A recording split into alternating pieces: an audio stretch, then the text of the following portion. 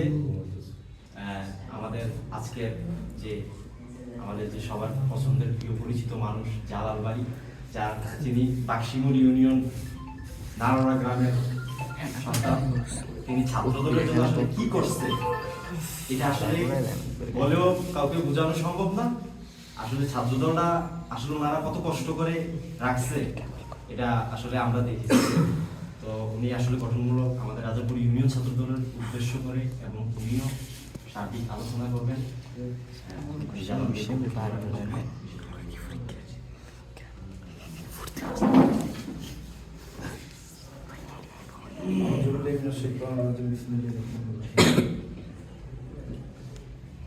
এটা তো মনে হয় একটা মানে হঠাৎ করে আনুষ্ঠানিক কোনো প্রোগ্রাম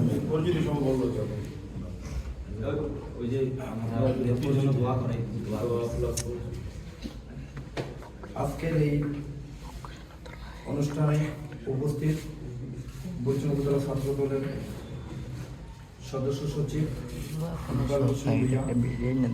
উপস্থিত আছেন উপজেলা ছাত্র দলের যুগ্ম আহ্বায়ক আলামিন, আব্দুল আলিম, সেলিম ভাই এখানে উপস্থিত আছেন।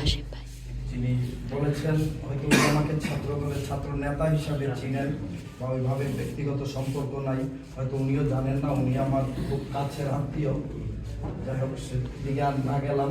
এখানে আছেন নিশাদ আছে, আকিব আছে, ততদিন আছে, মাইনুদ্দিন আছে, সায়েম আছে, সহ সংখ্যক ছেলেরা নতুন, তাদেরকে দেখে খুব ভালো লাগছে। তারপরে এখানে আমাদের ওই যে মামুন পাই নাই আইসা বা শৌকত চৌধুরী, এরাও আরো অনেক ছাত্র নেতারা আছে। যেহেতু এটা আনুষ্ঠানিক কোনো প্রোগ্রাম না, তো চা চক্র একটা, হয়তো চা চক্রের মধ্যে আমরা এখানে বসে একটু আলোচনা। উপস্থিত আমাদের প্রিয় জুয়েল সহ সবাইকে সালাম, আসসালামু আলাইকুম। ওয়ালাইকুম আসসালাম। আজকের এই প্রথমে আমি দেশ নেত্রী বেগম খালেদা জিয়ার জন্য প্রাণ ভরে দোয়া করব, মহান রাব্বুল আলামিন যেন নেত্রীকে নেক হায়াত দ্বারা দান করে এবং সুস্থতা দান করে। সেই নেত্রী এদেশের মানুষের ভোটের জন্য আজীবন সংগ্রাম করেছেন। ওনাকে আপসহীন নেত্রী বলা হয়। উনি ভোটাধিকার প্রয়োগের জন্য উনি আজীবন সংগ্রাম করেছেন, ধানের শীষের জন্য। আজকে সেই নেত্রীর শয্যাশায়ী আমরা বিভিন্নভাবে দেখি, বিভিন্ন মানুষ বিক্ষিপ্তভাবে বিভিন্ন আন্দোলন সংগ্রাম করছে। যাই হোক, সেটা মোটেও কাম্য না, কারণ এই ধানের শীষের জন্য তার এই দীর্ঘ লড়াই সংগ্রাম, আজকে সেই নেত্রী অসুস্থ। আমরা মোটেও ধানের শীষের বাইরে কোনো কথা কেউ বলবো না, কেউ বললে আমরা শুনবো না।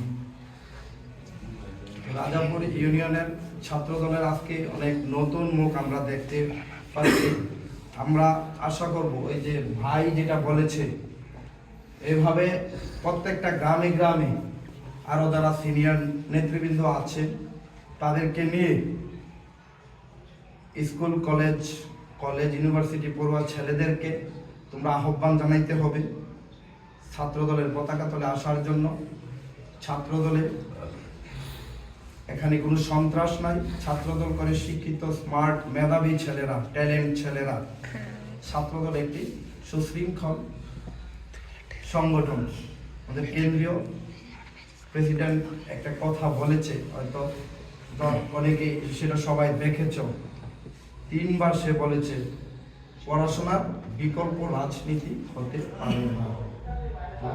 সেটা ছাত্রদলের ভাইরা পড়াশোনা করতে হবে, পড়াশোনাকে প্রাধান্য দিতে হবে।